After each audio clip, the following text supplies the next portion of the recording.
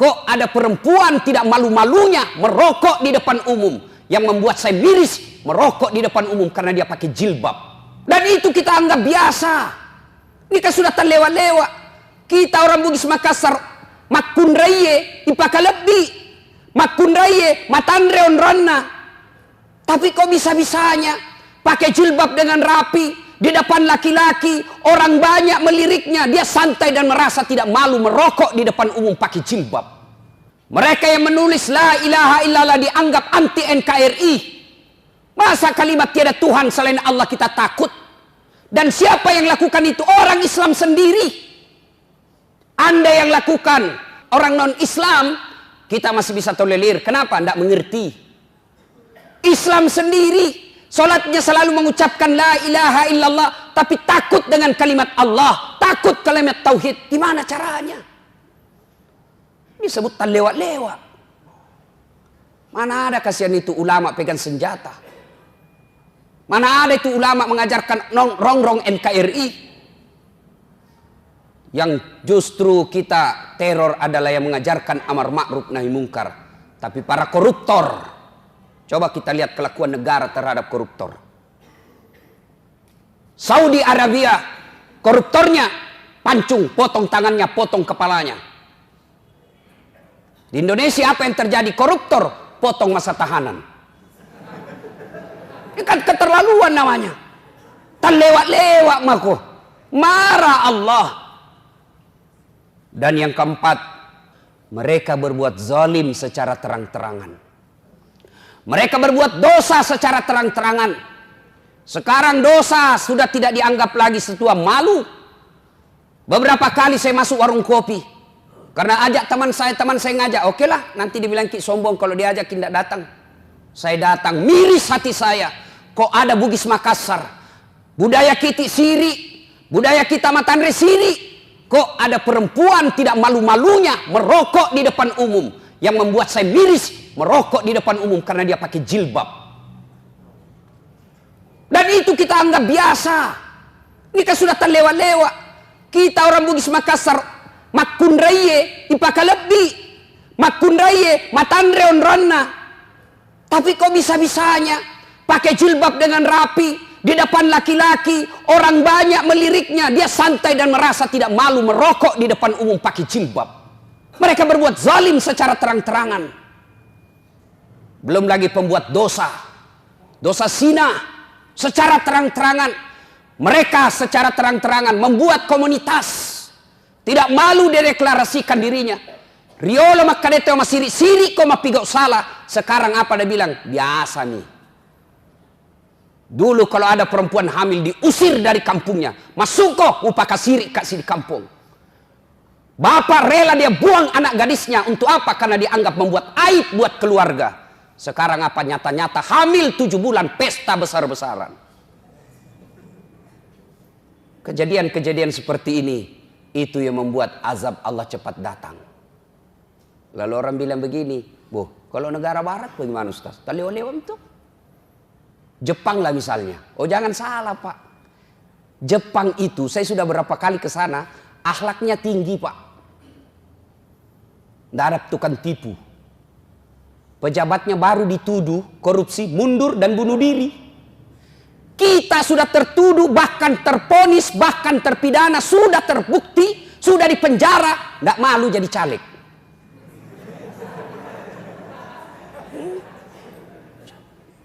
Apalagi kita lihat negara kita, bandingkan negara Eropa, barangkali yang banyak dosanya dibanding Indonesia. Oh jangan salah Pak, mereka banyak dosanya tapi cerdas. Punya teknologi yang bisa mengantisipasi bencana alam. Beberapa saat yang lalu ketika terjadi angin taifun di Jepang, saya ada di sana Pak. Saya mau khotbah Jumat di sana. Mereka tidak panik. Kenapa? Mereka punya teknologi. Sebelum terjadi, 24 jam sebelum terjadi, di handphonenya sudah dia tahu angin itu sudah di sini sekarang. Lagi sekian jam sampai di lokasi kita. Apa di Indonesia? Sejak 2012, ternyata alat pencatat deteksi dini tsunami sudah rusak. Sejak 2012, baru pindah kasih tahu Ki. Kalau begini negara kita, jangan salah. Na'udzubillah min zalik. Mudah-mudahan kejadian di Palu, Donggala, Sigi menjadi pelajaran buat kita semua. Merugi orang yang diberikan teguran oleh Allah, lalu tidak mengambil iktibar pelajaran dari itu. Ya ko yalenno paringarseng, yalenno paringereng. Kau sudah ditegur, lalu kau tidak ingat juga. Inna azabi lazadid. Sesungguhnya azabku sangat pedih. Bencana alam ini sesungguhnya ada 3 sifatnya. 1, ujian. 2, teguran. 3, hukuman. Apa bedanya Ustadz? Tergantung siapa yang ditimpa. Apabila orang beriman, orang baik, hancur rumahnya, meninggal istrinya, maka sesungguhnya orang alim itu kena ujian. Namanya ujian mau naik pangkat, namanya ujian mau naik kelas. Anak-anak mahasiswa kalau mau jadi sarjana tentu nulis skripsi berat. Kenapa? Anda mau mendapat gelar sarjana. Ujian. Yang kedua, teguran. Siapa mereka yang ditegur? Orang baik yang berbuat salah. Orang baik yang berbuat salah. Dia yang sholat, dia juga yang korupsi. Dia yang rajin sedekah, dia juga yang makan barang haram. Dia yang juga amar ma'ruf, dia juga yang melakukan kemungkaran. Ditegur, mari ngerako, kembali kau ke jalan yang lurus. Yang ketiga, hukuman. Siapa mereka? Orang kafir, pembuat dosa, durjana, maksiat, tidak pernah berbuat baik. Kena hukuman. Sesungguhnya dia bukan dicoba, tapi dia dihukum panjar dunia. Kita periksa diri tak. Kalau rumah tak terbakar, kena gempa. Apa dia ujian? Apa dia teguran? Apa dia hukuman? Tergantung siapa. Kalau tidak pernah sholat, pabotor, tukang tipu, koruptor, hancur rumahnya. Jangan kau bilang diuji kok bos. Sidang Jumat yang saya muliakan. Tidak ada hal yang sia-sia di sisi Allah. Gempa, bencana, saudara kita yang ditimpa di Sulawesi Tengah. Sesungguhnya faedahnya. 1, ladang sabar bagi mereka yang kena musibah. Bagi mereka yang kena musibah, ini ladang amal. Berat, sakit hati, menderita. Karena memang hadiahnya sungguh luar biasa. Apa? Innallaha ma'as-sabirin. Allah bersama orang-orang yang sabar. Sabar, Allah bersama kita. Kena musibah, hancur rumah, keluarga berantakan. Tapi sabar. Dia hanya mengucapkan inna lillahi wa inna ilaihi rajiun. Segalanya datang dari Allah, segalanya akan kembali kepada Allah. Saya sabar, maka hadiahmu apa? Bersama dengan Allah. Bapak saja bersama gubernur kita sudah selfie-selfie. Kirim semua teman, saya lama gubernur. Ini bersama dengan Allah. Yang kedua hikmah dari ini kita mengambil sisi positifnya. Introspeksi diri buat bangsa Indonesia. Mari ngerak kok bos, ajak mutan liwat-liwat. Dan yang ketiga, bagi kita yang tidak kena seperti orang di Makassar ini, apa faedahnya? Faedahnya adalah uji kesetiakawanan sosial. Mana itu yang teriak-teriak selama ini? Saya NKRI, saya Pancasila. Buktikan itu. Dengan cara apa? Mari gotong royong membantu mereka. Ladang amal buat kita untuk toleran, untuk saling tolong menolong, membantu mereka meringankan bebannya. Setidaknya bantu mereka dengan doa, setidaknya bantu mereka dengan sangka baik. Mudah-mudahan. Astaghfirullah Rabbal baraya. Astaghfirullah minal khataya. Belajar dari kisahnya tadi Imam Ahmad. Dikabulkan doanya karena banyak istighfar. Ayo, perbanyak istighfar. Itu pertama, tobat bilizan. Astagfirullahaladzim wa atubu ilaih. Saya tanya kini adik-adik nih remaja. Kalau misalnya kita lagi duduk-duduk di depan rumah, tiba-tiba ada cewek lewat, naik motor, nah tiup angin roknya, kelihatan pahanya. Hei cowok, kira-kira apa kita baca? Alhamdulillah. Bukan alhamdulillah bos, salah. Apa kira-kira dibaca bu? Apa? Istighfar, palingkan pandangan. Selama bapak tidak berkedip itu rezeki. Berkedip masih dilihat, maka sudah menjadi dosa. Maka palingkan pandangan. Astagfirullah. Jangan juga mentang-mentang batasnya kedip, nah tahan. Atau dia bilang, astagfirullah, astagfirullah, astagfirullah. Ya, satu, taubat bilizan. Taubat dengan cara apa? Memperbanyak istighfar. Hikmah tahun baru Hijriah yang pertama, ayo mulai besok perbanyak istighfar. Bayangkan kalau ibu Pak Bupati dari sini ke Makassar karena tidak ada pesawat, naik mobil 8 jam sepanjang jalan istighfar, masa Allah tidak kabulkan doa tak. Astagfirullah, astagfirullah. Ada cewek, astagfirullah, astagfirullah. Yang penting serius dengan istighfar. Satu, tobat istighfar. Yang kedua, tobat dengan cara apa? Tobat dengan memperbanyak sholat sunnah taubat. Bagaimana cara sholat sunnah taubat? Salahnya sama dengan sholat sunnah yang lain. Kalau tahajud, niatnya tahajud. Syaratnya malam hari. Harus sudah tidur, tahajud. Berapa rakaat? 2 sampai 8. 2 boleh, 4 bagus, 6 bagus, 8 lebih bagus lagi. Kalau witir malam hari, ya harus ganjil. Kalau duha pagi hari, sudah kira-kira jam 7 sampai setengah 12. Berapa rakaat? 2 sampai 8. 2 bagus, 4 lebih bagus, 6 lebih utama, 8 yang spesial. Sholat duha. Kalau sholat taubat, waktunya paling bagus selesai maghrib nunggu isya. Boleh setelah isya, boleh. Boleh sebelum asar, boleh. Boleh sudah duhur, boleh. Boleh sudah sebelum duhur, boleh. Tapi waktu paling bagus selesai maghrib nunggu isya.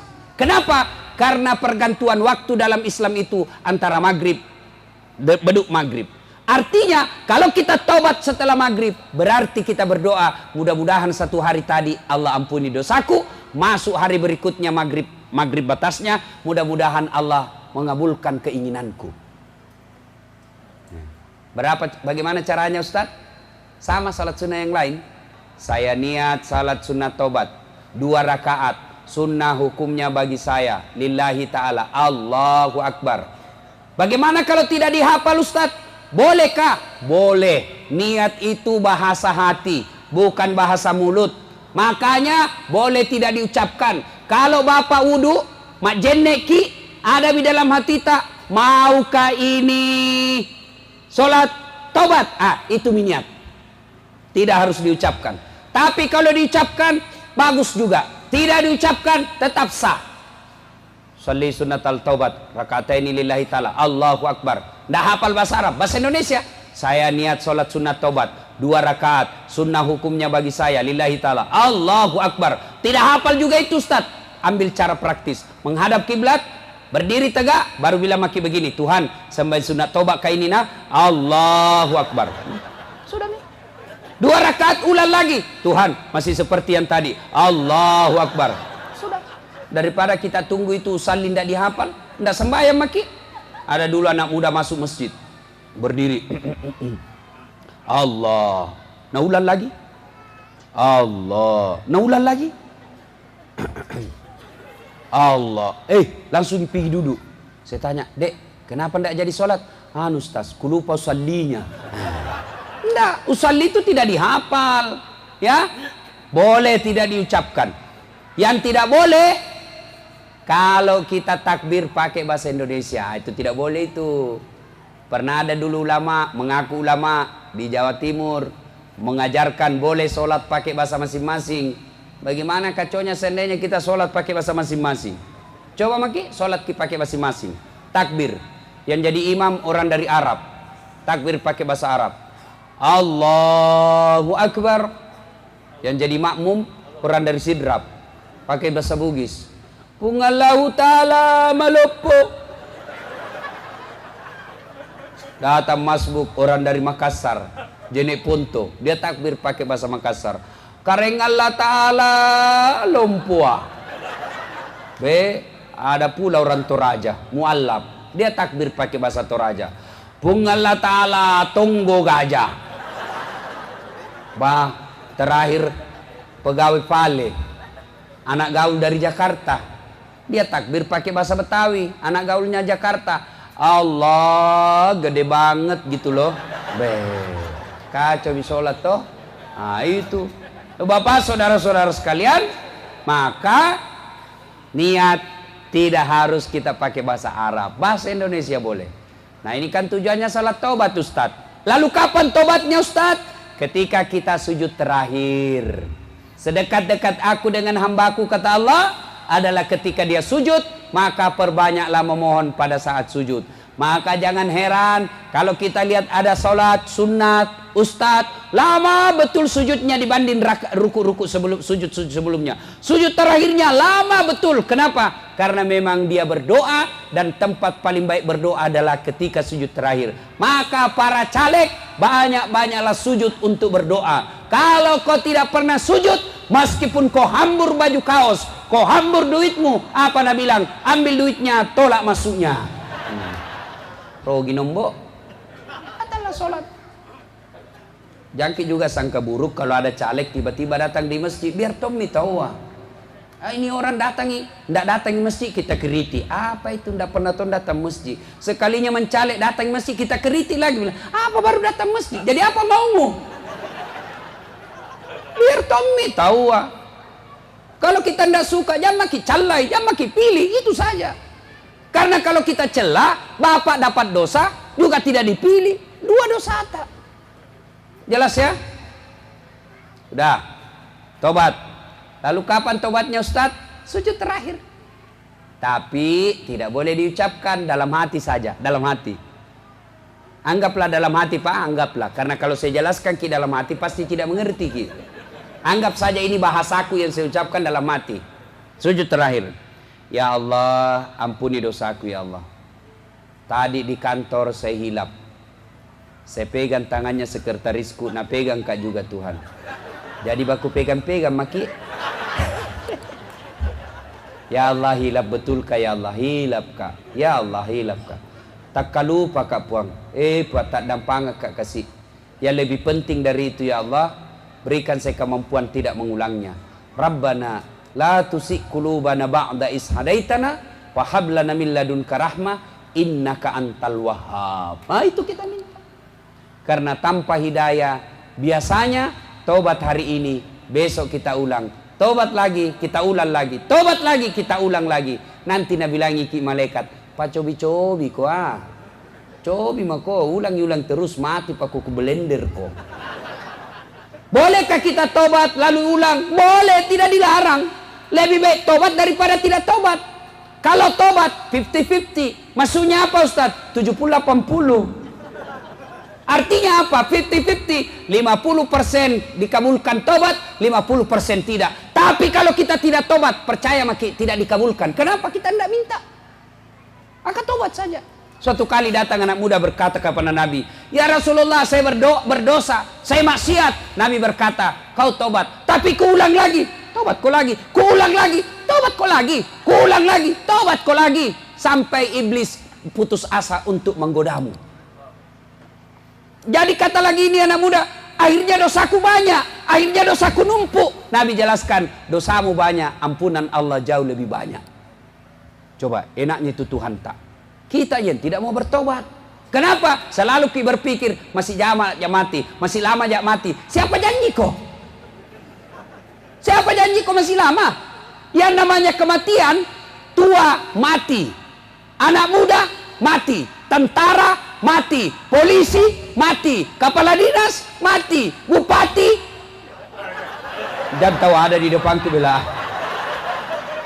Coba, artis mati, camat, biar mika anak buana jadi bupati. Ustaz di belakang sedikit. Siapa tahu Cak Sia kalau Ustaz duluan. Tapi kalau saya ibu tidak ada masalah. Ibu-ibu duluan, saya di belakang boleh. Atau saya di belakang kita mau duluan boleh juga. Coba. Jangan kita ditipu oleh setan. Selalu setan tipu kita. Ya mau dulu kamu lanji tua pokok. Kalau keburu mati ki. Ayo. Kalau kita sudah tobat tiba-tiba mati, mudah-mudahan Allah kabulkan tobat tak. Dan hebatnya itu Tuhan Pak, beda dengan manusia. Kalau Bapak minta maaf sama manusia biasa tidak ikhlas. Datang orang minta maaf sama saya, Ustaz, Maafkan kak. Kenapa? Dulu waktu 2013 waktu Pilwali Makassar, itu kita suruh kak bikin baleho 10. Iya. 3 jiku bikin Ustaz. Yang 7 jadi kantong Ustaz. Maafkan kak. Iya, saya maafkan kok, tapi jangan kau lagi lewat depan rumahku. Coba. Masih anda ikhlas. Tapi Allah, coba dengarkan firman Allah. Kau berdosa, saya maafkan kau.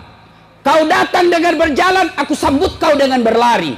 Kau datang penuh dosa langit bumi, ampunanku jadi lebih besar daripada dosamu. Dan hebatnya Tuhan, kita datang membawa dosa, penuh langit dan penuh bumi, banyak dosa kita. Apa janji Allah? Innallaha yuhibbut tawwabina. Saya cinta kepada hambaku yang bertaubat. Coba kita tuh jangan niaya dirita. Tidak ada dosa tidak diampuni Allah, Pak. Tidak ada. Satu saja dosa tidak diampuni Allah. Dosa syirik, bukan. Apa dosa yang tidak diampuni Allah? Adalah mengaku diri sebagai Tuhan. Kenapa Fir'aun tidak diampuni Allah? Kenapa Namrud tidak diampuni Allah? Karena dia mengaku dirinya sebagai Tuhan. Selama Bapak tidak mengaku sebagai Tuhan, diampuni dosa tak. Dengan catatan sebelum ajal menjemput. Maka, tahu maki. Siaga todo dosa tak, bos. Tidak ada dosa tidak diampuni Allah. Kita jangan tidak mau bertobat. Dosa kepada Allah, jangan cemas. Allah pasti ampuni. Tapi dosa kepada sesama manusia, ini yang susah. Kalau Bapak dosa kepada tetangga susah, Pak. Bagaimana susahnya, Ustaz? Harus ki dulu menyesal. Diakui, salah kak, saya salah dulu waktu ku serobot pagarmu. Akui, menyesal. Yang ketiga, jangan ulang. Yang keempat, ganti dengan kebaikan. Yang kelima, ini yang jadi masalah. Minta maaf sama yang bersangkutan. Maafkan saya, Pak. Kuserobot tanahmu toh, saya menyesal, ambil sekarang. Kalau berkaitan dengan barang, wajib kasih kembali barang. Selama barang itu tidak dikembali, biar nangis-nangis darah ki bertobat di depan Allah. Hitam jidata gara-gara sholat, tapi barangnya orang tetap diambil, tidak diterima tobat tak. Dengar baik-baik para ASN, pegawai, pejabat yang pernah ngambil barang-barang negara. Selama Bapak masih ambil itu barang negara, selama itu Bapak tidak akan diterima tobatnya. Maka yang pernah ngambil barang-barang kantor, kasih kembali besok. Kembali memang, masesa ko tu bos, masesa ko. Detut, ajak lalu maka ada uruntuk topi na uruntuk totu. Wita topi na wita, kita totu. Jangan Pak, ibu-ibu yang pernah ngambil sendoknya orang waktu pengantin, kasih kembali. Ambil piring, banyak itu biasa kalau pengantin. Hilang sendok, hilang piring, padahal itu sendok piring tidak ada kakinya. Sepupu kita ambil, tidak boleh, kasih kembali.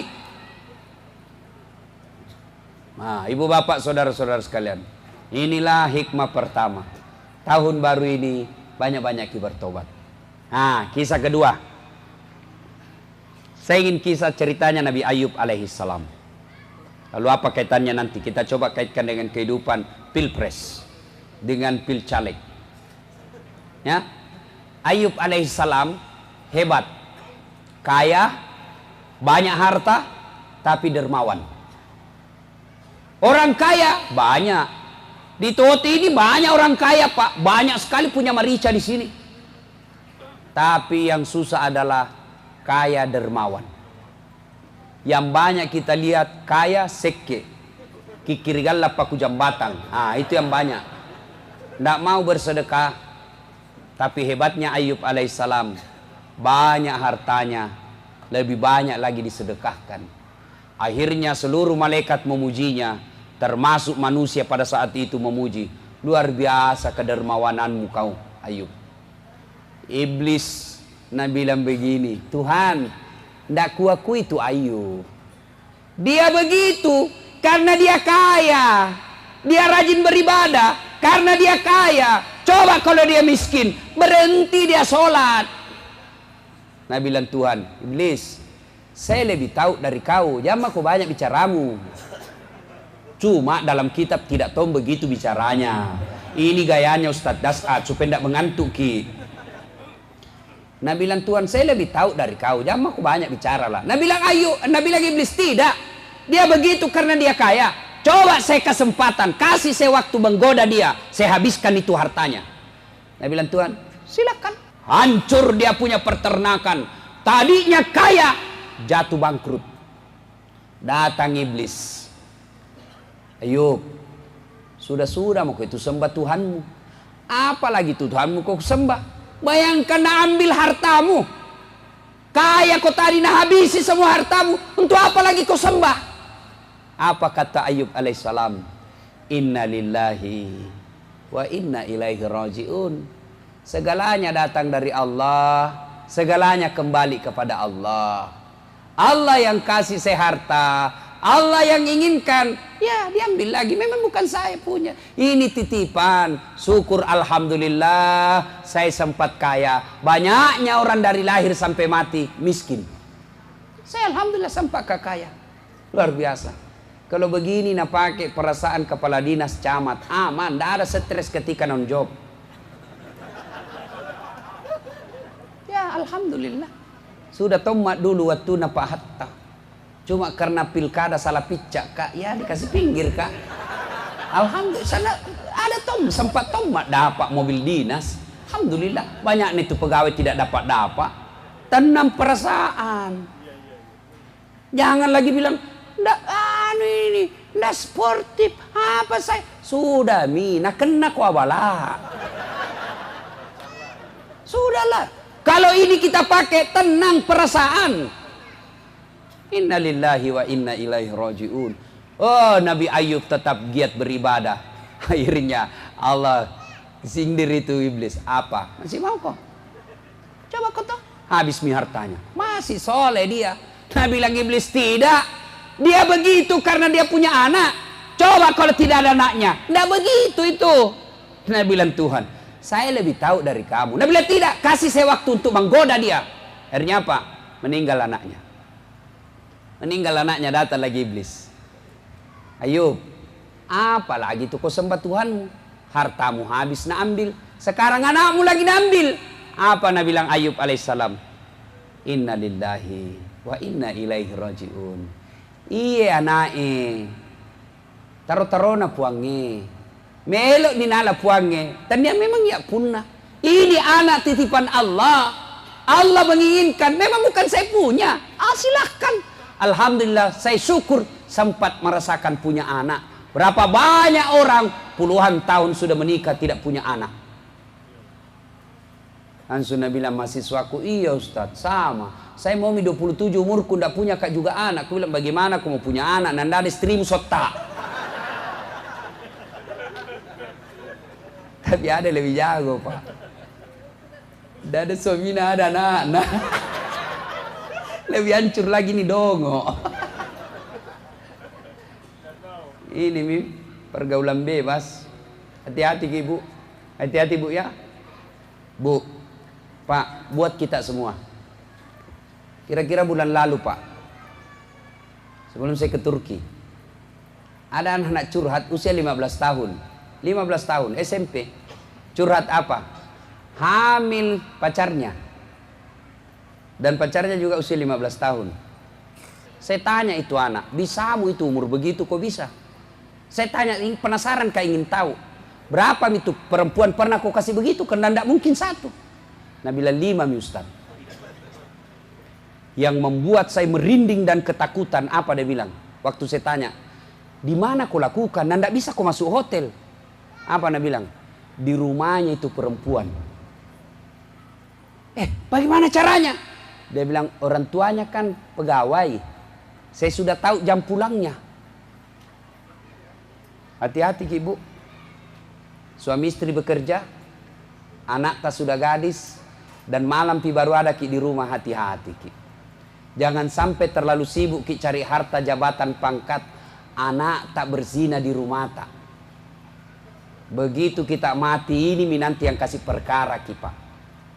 Karena tidak ada nanti pertanyaan terpilih jako DPR. Ketika kita dikubur tidak ada pertanyaan itu. Berapa periode kau di DPR? Nah, ditanya itu anak tak, kenapa bisa itu kau berzina di rumahnya anakmu? Anakmu berzina di rumahmu, sibuk dulu kau toh. Hati-hati pak. Dan ini terjadi. Bukan di sinetron, fakta. Mengerikan. Saya lagi pulang mengajar dari Unhas, saya putar radio. Saya dengar berita, Pak. Apa berita? Kementerian Pemberdayaan Perempuan melakukan riset terhadap anak SD sekitar 6 juta penduduk SD. Ditanya, pernahkah kau melihat adegan-adegan porno? 3% dari 6 juta itu yang menjawab tidak pernah. 3% saja. Apa yang rusak anak tak, Ibu? Apa yang rusak anak tak, Pak?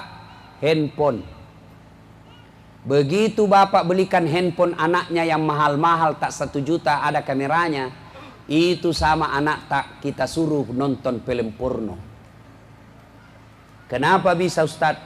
Begitu dia punya handphone dan punya paket, bisa online, maka semua jenis film porno bisa dia lihat. Bu, boleh ibu belikan smartphone anaknya, boleh bapak-bapak belikan HP yang mahal-mahal, tapi ibunya harus periksa setiap saat apa SMS-nya, apa WhatsApp-nya, apa fotonya, apa videonya yang ada di situ. Jangan sampai kita belikan handphone tidak pernah kita periksa HP-nya anak tak. Masolang itu anak tak, Pak. Apa yang rusak? Bu, barangkali ibu tidak tahu karena kita kasihan sibuk makin cari nafkah. Apa yang rusak anak tak sekarang? Ada yang namanya video call. Apa itu video call? Video sambil dia lihat videonya, menelpon sambil dia lihat gambarnya. Kalau nelpon manual yang dengar saja, itu tradisional. Sekarang anak-anak menelpon pakai video. Nah, lihat itu anak tayang cewek karena di dalam kamar supaya tidak kedengaran pakai headset. Baku bicara nih. Nah, bilang mi cowoknya, jangan kau ngomong nah supaya tidak dengar mamakmu. Ya, lihat ke bibirmu, Dek. Kasih keluar lidah tak. Kasih turun di leher. Ini Nabila mencok, deh putihnya penasaranku. Lihat kide. Iya dong, kan saya anak mami, Kak. Kasih lihat turun-turun lagi sedikit. Cek depi. Masolang anak tak nampak guru salah. Hati-hati Ibu. Kasihan Kak lihat anak-anak sekarang, Bu. Kasihan. Jangan sampai kita kaya, bagus, rumah tak mewah, tapi anak tadi tiduri orang di rumah tak sendiri. Hati-hati ya. Hati-hati. Ngeri sekarang pergaulannya itu anak-anak, Pak. Kalau kita yang anak laki-laki, apa yang rusai? Lem pox. Nah, campur lem tikus. Sebulan sekalian mau kau campur lem Korea, nah ndak bisa tak buka mulut nu dong. Belem-belem, lem tikus pergi na minum. La ilaha illallah. Ndak. Nah, digoda Ayub. Sudahlah, nah ambil mi anakmu. Alhamdulillah, sampai kau punya anak. Nah, bilang Tuhan, apa? Hebat toh. Luar biasa itu Ayub. Apa dia bilang lagi di iblis? Tidak, dia begitu karena dia sehat. Coba kalau dia sakit. Apa Nabi bilang? Tuhan, saya lebih tahu dari kau. Silahkan kau coba. Coba lagi, sakit Nabi Ayub. Sakitnya, Pak, seluruh anggota tubuhnya dimakan ulat. Sampai detik ini, ilmu medis menunjukkan tidak ada orang yang pernah sakit seperti sakitnya Nabi Ayub. Datang iblis. Ayub, apalagi itu kau sembah Tuhanmu? Nak ambil hartamu, nak ambil anakmu, sekarang nak kasih sakit kau lagi. Agapi. Apa kata Ayub alaihissalam? Inna lillahi wa inna ilaihi raji'un. Segalanya datang dari Allah, segalanya akan kembali kepada Allah. Alhamdulillah sempat sehat. Baru kak sebentar sakit ini. Masya Allah. Nabi bilang Tuhan apa? Tuh lihat tau, hebat memang itu hamba aku. Nabi bilang tidak. Dia begitu karena apa? Karena ada orang di sampingnya. Dia bilang tidak, biar dia sendiri itu memang tong. Datang lagi iblis, nah hasut lagi itu satu kampung. Usir itu Ayub. Kalau dia ada di kampungmu, nah lele mana kolasana, usir dia. Datanglah kepala desa. Ayub, maafkan kami takut dengan penyakitmu, minta maaf, tinggalkan kampung ini. Akhirnya Ayub alaihissalam diusir dari kampungnya. Tapi Ayub alaihissalam tetap bersabar dan memuji Allah. Nabi bilang Tuhan apa? Hebat tuh. Sendiri itu masih jago. Nabi bilang lagi iblis tidak. Dia bisa begitu. Kenapa? Karena ada istrinya yang rawat. Coba kalau tidak ada istrinya. Nabi bilang pima potensi. Dihasutlah ini. istrinya. Akhirnya apa? Terhasut istrinya dan berkata kepada suaminya, "Bang, sayangku." Itu istri Nabi itu selalu panggil. Dia bilang, "Bang, Anda kan Nabi. Tolong berdoa kepada Allah. Miladoki ko puangi supaya sauki sembuh penyakit kita." Apa kata Ayub alaihissalam? "Sayangku." Oh, itu Ayub dan umumnya para nabi romantis sama istrinya, Pak. Ini bapak-bapak, kalau ngomong kisah istri tak kita panggil sayang ji. Nabilah magilek-gelek Ustaz. Padahal waktu dulu diodo-odo sangin sayang. Hati-hati ki sayang. Batu sayangku, batu sayangku. Itu waktu masih pakai tim baru. Sekali 3 mi anak na bonyok-bonyok mi. Tak tumpuk kaki istri tak apa kita bilang di mana simpang matanu dongok. Nabi bilang Ayub alaihissalam. Nabi bilang istrinya, "Berdoa ki supaya sembuh. Anda kan Nabi." Dengar jawabannya Nabi Ayub, Pak. "Saya malu berdoa kepada Allah. 81 tahun saya sehat. Baru ke 16 tahun sakit. Masa saya mau berdoa? Malu saya. 81 tahun saya sehat. Baru 16 tahun saya sakit. Saya malu minta kepada Allah.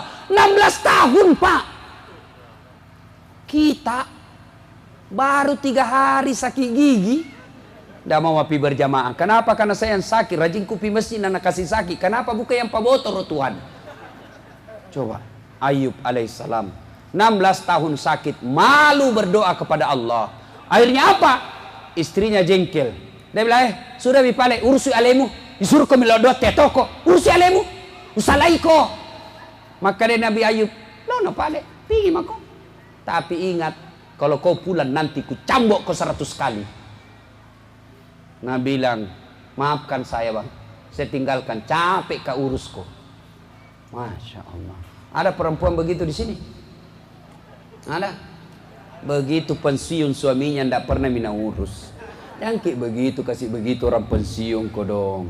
Itu laki-laki kalau pensiun bu, peka sekali perasaannya. Percaya ki, post power syndrome namanya. Sangat peka perasaannya. Sampai-sampai ada majelis taklimku di Makassar bilang begini, "Ustaz, tidak tahu ini kenapa saya pensiun gampang sekali tersinggung. Itu pekerjaanku semenjak pensiun. Pagi-pagi nonton itu baring-baring kok dong. Nonton televisi.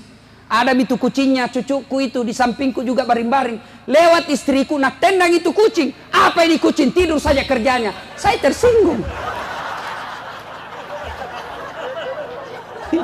Jangan kau dong kasih begitu suami tak, jangan kasihan. Sekali dia lewat lagi di jalan Sungai Sadang, dia bawa mobil mi kasihan, lewat tiba-tiba istrinya anda lihat ada paling panti jompo di sini Pak Dina bilang, "Mau kau kasih masuk ke panti jompo?" Itu kasihan bapak-bapak. Jangan ki, sudah Tommy tawa jadi kepala dinas dulu. Begitu pensiun tetap kita romantis ibu. Jangan mentang-mentang pensiun kita ndak urus mi. Jangan kasihan. Begitu kita lihat suami tak lobe, mulai tidak bisa bedakan mana pembantu mana istri. Tapi hati-hati ibu, ada tuh gitu bapak-bapak biasa modus. Pura-pura nak lupa istrinya. Begitu dia masuk kamar pembantu didapat sama anaknya, "Pak, ku lupa, ku kira istri, ku kira mamamu nak."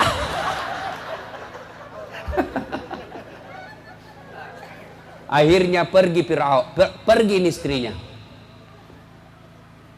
Apakah sepeninggal istrinya Ayub alaihissalam kehilangan kesabaran? Tidak. Ayub alaihissalam lalu berkata tetap, "Inna lillahi wa inna ilaihi raji'un." Segalanya datang dari Allah, segalanya kembali kepada Allah. Ayub alaihissalam tidak berkata sembuhkan penyakitku, tapi dia terus bersikir memuji Allah. Lalu seluruh malaikat bertasbih memuji Allah. Luar biasa Ayub alaihissalam. Lalu Allah perintahkan kepada Jibril, "Jibril, kau turun datangi Ayub alaihissalam. Perintahkan Ayub, hentakkan kakinya ke pasir dengan izin Allah." Setelah dihentakkan kakinya di pasir, air keluar dari pasir yang dihentakkan itu. Lalu Jibril berkata, "Ayub, buka bajumu." Tempel itu air. Lalu air itu melengket di bajunya Ayub alaihissalam, membasuhi bajunya Ayub. Lalu Jibril berkata, usap ke seluruh tubuhmu yang kena penyakit. Diusapkanlah ke seluruh tubuhnya, dengan izin Allah sembuh Ayub alaihissalam. Begitu sembuh Ayub alaihissalam, mulai berniaga lagi, sukses usahanya, makmur kembali hidupnya. Datang lagi istrinya, bang, ada panggil kak kasih, takkan lupa kak kasih, kasih nah. Ada perempuan begini di lu? Ada? Nggak ada. Ini perempuan soleha semua ini. Oh baik semua kuliah ini, cantik-cantik, masya Allah. Tapi itu pina cantik kalau pergi pengajian. Kalau mau tidur sama suami, ada daster 3 hari tidak ada cuci. Nggak sikat gigi masuk kamar. La ilaha illallah. Bu, tak balik ibu. Justru Nabi jelaskan, kalau kau mau tidur pakailah pakaianmu yang terbaik. Praktek memang sebentar ibu. Kalau mau ki tidur bu, seksi memang maki. Pakai ki baju renang. Begitu dia pakai baju renang, langsung dia bilang suami, astagfirullah, kesurupan kau bu.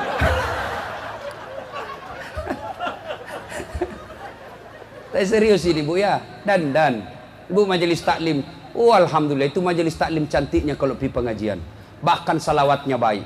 Saya bayangkan ini bu, penghuni surga, andai pulang suaminya, dia dandan cantik-cantik, suaminya ada di sampingnya, lalu dia bersalawat di depan suaminya, berdandan untuk menyenangkan hati suaminya, lalu dia bersalawat menghibur suaminya, insya Allah ibu penghuni surga.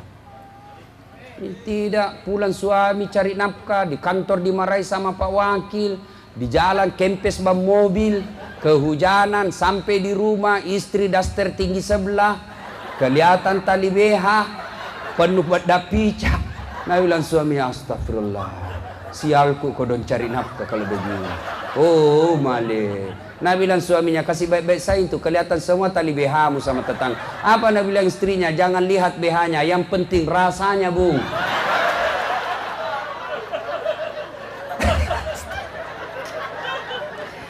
Bagaimana kita tidak menderita fisik pak, cepat tua? Bagaimana kita tidak cepat pikun, istri pakai jili-jili di rumah pak? Kita nonton sinetron, yang kita lihat Agnes Monica, dilihat cantik-cantik, balik kile istri tak, berat badannya 120, rambutnya acak-acakan, duduk di kursi na angka kakinya, na angka kalepaknya begini, malotong, baru menguap. Oh, bagaimana tidak kesurupan suami kita? Ibu, jangan tahu bu, nak kena semua kita. Makanya ibu, servisai korang itu suami tak, ya. Baru sudah jelek, nalarang lagi suaminya kawin lagi. Memang caranya kau mau diharap, mesin tua, perawatan tinggi, pemakaian kurang.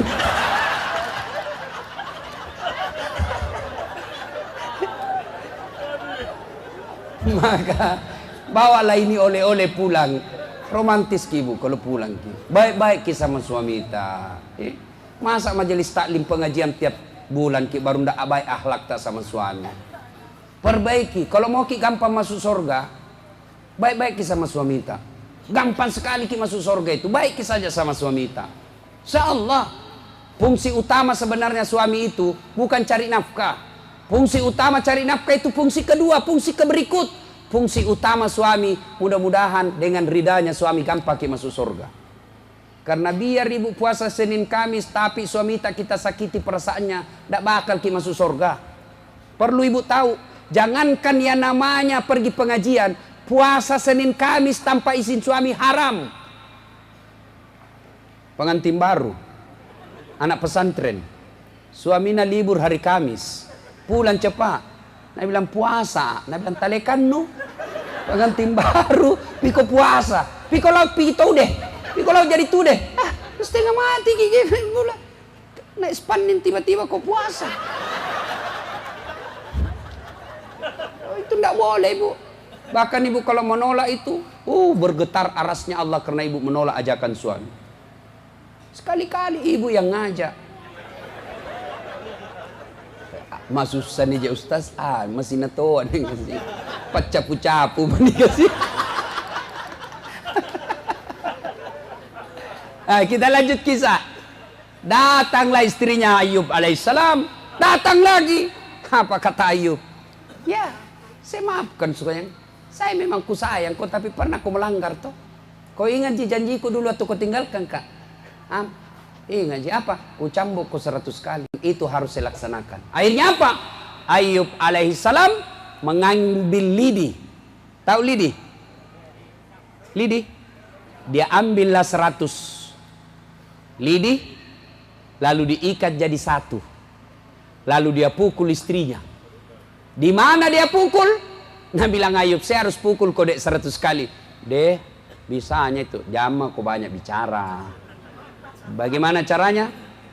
Angkat telapak kakinya. Dia angkatlah telapak kakinya istrinya Ayub alaihissalam. Lalu Ayub alaihissalam memukulnya 1 kali. 100 kali. Kenapa? 100 lidi 1 kali. Sama. Dan di mana yang dia pukul? Telapak kakinya. Jangan sampai bapak salah paham. Pulang dengar ceramah bahwa boleh memukul istri. Dia pulang dia pukul istrinya. Beleng. Bukan muka dipukul pak, telapak kaki. Itu pun pukul bukan karena marah, pukul bukan melukai, pukul bukan untuk menyakiti, tapi dipukul untuk mendidik. Itu boleh, Islam itu membenarkan wanita dipukul, tapi telapak kakinya. Jangan pernah begini. Ya, masa laki-laki. Lebih baik bapak diamlah. Kalau sudah tidak suka ya sudah, bisa ranjang. Cara mendidik istri kan pertama tegur. Bu, sembahyang ku ibu. Berapa kali makin dikasih tahu sembahyang saiki. Malu-malu gitu sama anak tak. Bagaimana anak tak mau sholat kalau mamanya tidak sholat? Sudah, halus dulu. Ternyata besok masih tidak sholat. Mulai naik tekanan suara. Cara kedua, suara mulai apa saya sudah bilang? Kau sholat, masih juga tidak sholat. Mulai naik tekanan suara. Masih juga tidak mau. Maka cara ketiga pisah ranjang. Sudahlah, kau tidur di sebelah, saya tidur di sini. Tapi jangan kau salah, jangan kau marah kalau tiba-tiba ada saya temannya. Mulai itu berpikir, bahaya. Tetap tidak sholat, maka apa? Langkah ketiga, kasih kembali ke bapaknya. Pak, sudah mesti kasih tahu ini istriku. Tidak momentum mendengar. Siapa tahu dengan bapak baru mendengar. Saya titip kembali istriku ke kita. Itu, kembalikan dulu ke orang tuanya. Ternyata masih tidak mau. Bapak ambil langkah berikutnya. Kasih tahu. Demeto milik mengkalinga. Apa boleh buat? Izinkan saya kawin lagi. Kecuali kalau kau masih mau berubah, tidak bakal saya ada perempuan lain di hatiku. Tapi kalau kau tidak mau berubah, saya tidak mau berperkara di akhirat. Kau yang tidak sholat, saya masuk neraka. Lebih baik saya cari perempuan yang taat sama saya. Oh, pusing pak. Langsung bisa main-main mipalek bawa pulang cepat. Mama sembahyang mak, insya Allah sembahyang mak. Begitu. Tidak langsung dipukul pak. Saya tidak masuk akal kalau ada laki-laki pukul istrinya. Masuk di akal. Masa laki-laki pukul perempuan? Ya. Ibu juga sebenarnya itu laki-laki tergantung je perempuannya. Tergantung perempuannya. Ada beberapa pejabat-pejabat curhat sama saya. Tidak berani kawin lagi. Kenapa? Baik sekali istrinya. Coba kalau bicara ki sopan, iya daeng, kita ji, kalau itu mi baik, kan kita tuh seimam. Tenang perasaannya laki-laki. Kalau kita bicara kasar terus, dongok memang tongko kau lah bolong. Mangoyek kau hilang say motormu. Madangka kau rugi kau sedek. Bawa kau lagi perahu tak balik lagi perahumu. Piko bawa mau PT-PT jungkir lagi. Nah ame mentonu tahu dongok. Nah bilang suaminya, kau tahu jak dongok, kenapa kau mau kawin sama saya? Berarti kau lebih dongok dari saya. Aku dongok tolo suami istri. Ya, hikmah ini, ayo perbaiki rumah tangga. Tahun ini, hikmah Hijriah, perbaiki rumah tangga. Bagaimana cara memperbaiki rumah tangga? Salah satu adalah kuncinya, sabar. Para pejabat, kalau mau sukses memimpin jabatan pak, sabar. Dimaki, di demo, sabar. Dihina, sabar. Memang begitu. Jangan jadi pejabat kalau mau tidak mau dikritik. Jangan. Kalau tidak mau dikritik, jangan jadi pejabat publik. Lebih kita tinggal di rumah tak. Mau jadi pejabat di rumah tak maki, bikin maki. Ah, Bu, kau kepala dinas rumah tangga. Ah, kau nak, kau paling tua, kau kepala dinas pendapatan daerah. Saya bupati. Tapi di rumah tak maki, kita tahu mau baku sanjung-sanjung.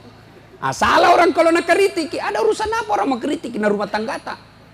Jadilah pemimpin rumah tangga, tidak nak kritik maki orang. Tapi ketahuilah, meskipun kita pemimpin rumah tangga masih bisa kita kritik orang. Meskipun dalam rumah, kapan? Ketika kita pukul istri tak, maka masuk polisi memeriksa kita.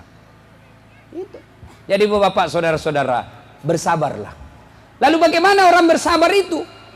Dijelaskan dalam Al-Quran, orang bersabar itu, alladzi iza asabatu musibah, qalu inna lillahi wa inna ilaihi raji'un. Contohlah Ayub alaihi salam. Ibu-ibu dalam rumah tangga, resep sabar tidak ada mikala. Saya bilang saya sama mamaku, "Ma, meluk ki runtuk pake-pake dek nagaga kalai. Aga nana sabara. Dek nagaga kalai ro sabara. Tapi mapedi nyawa tak nak. Karena sabar susah, sabar berat. Kenapa bisa berat itu sabar? Karena hadiahnya memang apa? Innallaha ma'as sabirin. Allah bersama orang-orang yang sabar. Bersama dengan Allah. Orang sabar, hadiahnya bersama dengan Allah. Kenapa? Karena sabar itu berat. Kalau sabar tidak berat, hadiahnya bukan bersama Allah. Cukup kipas angin atau setrika. Coba kalau bersama Allah, Pak. Luar biasa kalau kita sudah bersama Allah. Bersama-sama bupati saja senang maki. Coba kalau Bapak bersama bupati. Satu mobil sama bupati. Saya pernah satu mobil sama gubernur. Waktu itu masih Amin Sam gubernur. Satu mobil saya, Pak. Duduk di sampingnya. Begitu kumpul jamaah. Ku buka kaca mobilku. Dalam hatiku, lihat kok. Gubernur. Itu baru manusia, kita sudah bangga. Gimana kalau kita bersama dengan Allah? Pasti kemuliaannya lebih tinggi. Dan itu resepnya sangat gampang. Bersabar. Sudah maki habis uang. Sosialisasi 4 bulan. Dijual sawah. Pasang baleho. Sosialisasi kehujanan. Ternyata tidak terpilih. Sabar ki. Nggak ada mikala itu. Sabar ki. Saya dulu Pak, daftar tonga tentara. Waktu tamat SMP, SMA. Daftar ke tentara, mau tonga jadi akabri penerbang. Karena kuliah ada itu sekampungku akabri, kalau pulang Pak banyak tempel-tempel di dadanya. Mau tonga, Bu, dia kalau jalan begini tuh. Pergilah saya daftar dengan harapan menjadi apa? Akabri penerbang. Begitu tes fisik tidak lulus. Kenapa? Ceper. Dah cukup tinggiku. Waktu itu kurang 1 senti. Ada temanku lulus Pak, teman sekelasku. Padahal tidak pernah tinggi nilainya, tidak selalu ku kalah nilainya Pak. Dia lulus akabri kepolisian. Sekarang dia reserse di Sulawesi Barat. Satu bunga-bunga. Reserse, pakai baret merah. Saya sekarang dulu tidak lulus tentara, sekarang saya pakai baret merah. Baret putih. Alhamdulillah Pak, dengan baret putih yang saya pakai ini, keliling dunia Pak, gratis. Kemana-mana dibelikan tiket PP. Dan hebatnya lagi, dengan baret putih yang saya pakai, mulai baret hitam sampai baret merah, ku caramai ko semua. Apa? Jadi kalau sudah maki pasang baleho, nanda terpilih ki, berarti itu yang terbaik. Jangan maki sangka buruk. Tidak ada baiknya itu orang bersangka buruk. Baik sangkalah terus. Orang yang bersangka itu salah satu indikator dia orang-orang yang bersabar. Ibu bapak saudara-saudara sekalian, banyak yang mau saya sampaikan, tapi waktu yang terbatas. 2 mau saja ini cerita Pak. Masih mau ki Pak? Masih mau ki? Insya Allah lain waktu. Ya, insya Allah lain waktu. Saya jujur, sejujur-jujurnya, saya senang sekali datang ke sini. Karena melihat pejabat kita akur. Ya. Pak Wakil Bupati rajin berjamaah. Pak Bupati mengayomi, tahu sebagai pimpinan. Luar biasa. Pak Ketua DPRD pun baik. Ya alhamdulillah. Ya kalau begini baiknya Pak, insya Allah aman kita. Ya insya Allah. Ibu bapak saudara-saudara sekalian, inilah tausiah kita pada taklim kita kali ini. Mudah-mudahan apa yang saya sampaikan kita bawa pulang. Biar saya ceramah di sini 2 jam, kalau kita tidak amalkan tidak ada gunanya. Jangan sampai seperti di Makassar majelis taklim. Bagusnya itu ceramah. Alhamdulillah. Apa Nabi bilang? Kulupa bi. 2 jam kita ceramah pulang. Apa Nabi bilang? Kulupai. Setengah mati kita ceramah, nah lupa semua yang kita bilang. Ibu bapak saudara-saudara sekalian, kita ulang. Tahun baru banyaklah bertobat. Tobat itu bukan sekadar dosa. Salah satu tujuan tobat itu adalah agar doa cepat dikabulkan Allah. Yang kedua, tingkatkan kesabaran, terutama di tahun politik ini. Banyak-banyak bersabar.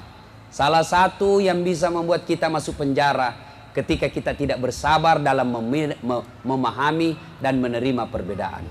Kalau kita tidak bersabar dalam menerima perbedaan, maka biasanya kita berujung di penjara.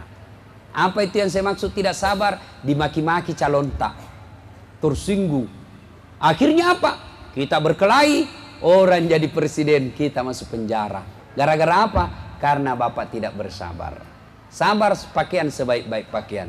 Innallaha ma'as-sabirin. Sesungguhnya Allah bersama dengan orang-orang yang sabar. Inilah tausiah kita, mudah-mudahan ada manfaat. Sebelum kita akhiri, mari kita berdoa kepada Allah Subhanahu wa taala. Mohon izin untuk mengaminkan doa yang kita hajatkan.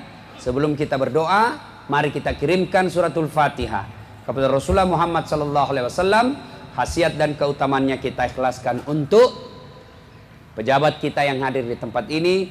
Mudah-mudahan diberikan ketabahan dalam memimpin, keakuran dalam menjalankan pemerintahan. Ila hadratin Nabi Mustafa Muhammad sallallahu alaihi wasallam. Al-Fatihah.